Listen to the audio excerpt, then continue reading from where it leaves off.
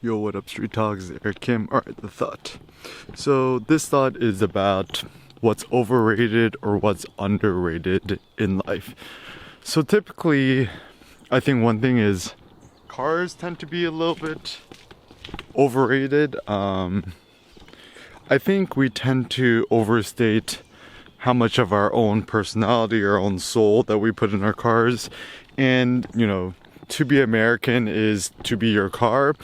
And the thing that Europeans or non-Americans don't really understand about American culture is that if you live in a place where there's not really sidewalks and you can't get nowhere, there are actually literally some places like this where there is no public transit.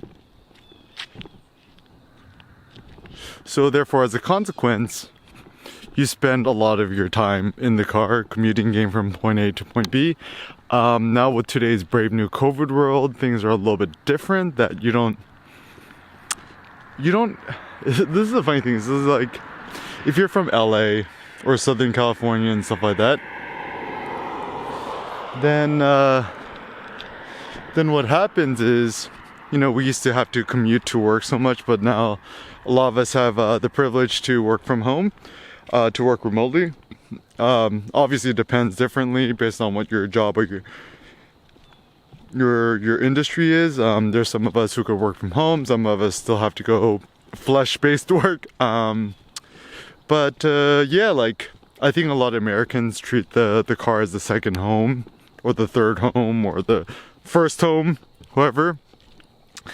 And therefore, the car is like your external skin. The car is like your external ego. It's like kind of almost like your mini trailer home that you go from point A to point B. But the thing is, especially once again with today's COVID world, most of us, we're not really going anywhere. So, what's the point of having a super expensive car, a super fancy sports car, a Tesla, whatever you want to have it, unless you're doing extreme commuting, then obviously that's really important. But if you're mostly homebound nowadays, car is certainly overrated. So what's underrated? I think spending money on meat is underrated. Now whenever I joke with my friends, I don't like to talk about money, but I like to talk about pounds of meat. So now that I could buy pork for 99 cents a pound, right? I'm like, okay, that cost me $100. I'm like, yo, I could buy 100 pounds of meat for that, or and for me also, working out is underrated. Walking is underrated. Dancing is underrated. Deep conversation, nice leisurely French Parisian styled Marseille, southern France. Shout out to my buddy Yves. 4-hour dinners are underrated. And I think productivity is generally overrated, because most Americans, we fall into this trap, productivity for productivity's sake, and that your self-value and your ego is based on how productive you are, which is, I think, it's a little bit silly. And most people tend to think about productivity in terms of how many things you knock off your to-do list. Productivity as sending a bunch of emails, and I'm like, yo, that's not real. I mean, obviously it depends on what your work is, but I call that maybe superficial productivity. I think deep, true productivity is when you're producing, making things, and you're generating things which you really, really care for. So for me, that's, blogging, vlogging, sharing some turbo thoughts with you, and hopefully sharing with you ideas that could inspire you, which could add some new wings to your legs or to your mind and stuff like that. Even whenever we read good old Homer, he's always talking about great wing thoughts. Sleep is underrated. I mean, if you could give me the blessing of sleeping, having the best sleep ever, every night for the rest of my life, or give me $1 trillion, I would choose the good sleep, because good sleep cannot be faked. Good sleep is really quite fantastic.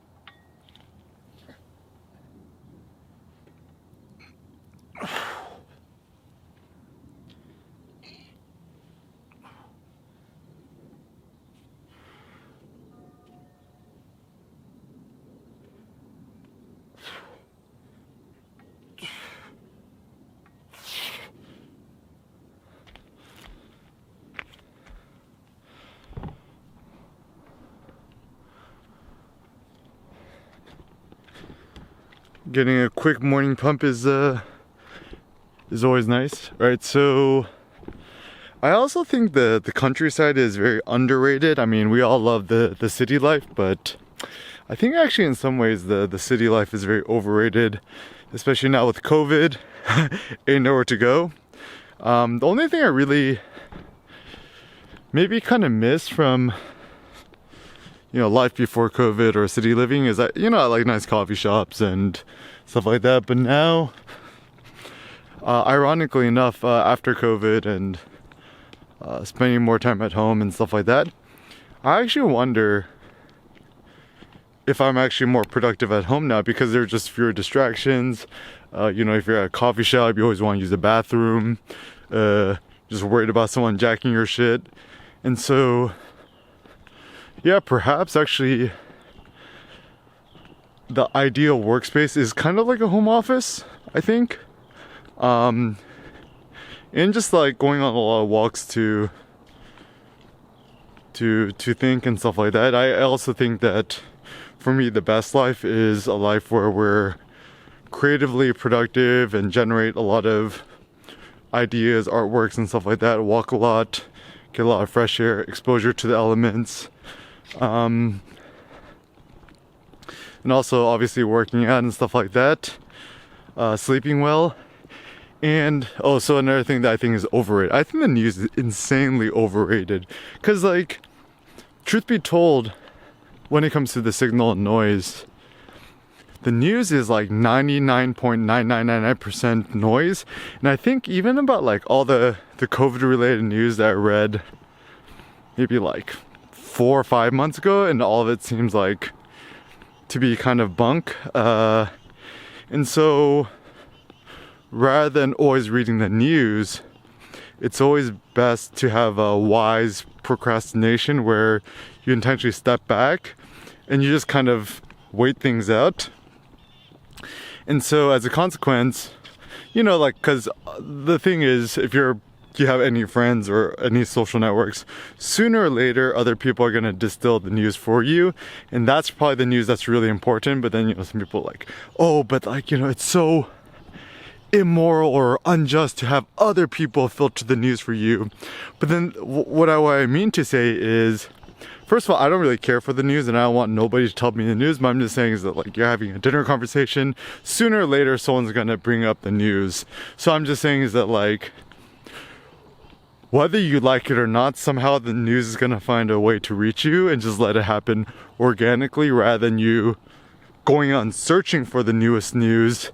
And the weird thing with the news is that it kind of fucks with our hormones in a strange way, is that, you know, it shoots out fear, cortisol, norepinephrine and stuff like that.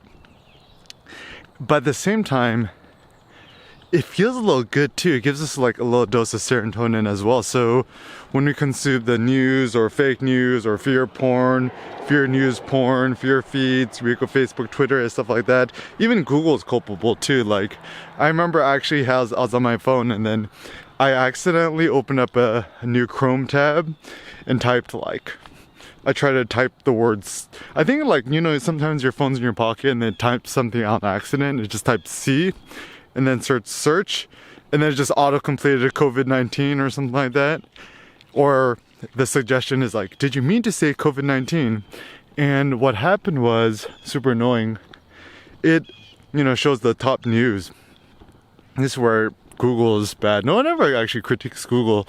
So, it said something like, you know, teacher in Brazil teaching Zoom class had COVID and dies and collapses dead in the middle of Zoom. I'm like, what the like, I don't care about this. This is not important to me. Why did Google show this to me? And so now, you know, Google makes money, like 90% of the money through advertising, you know, through Google AdSense.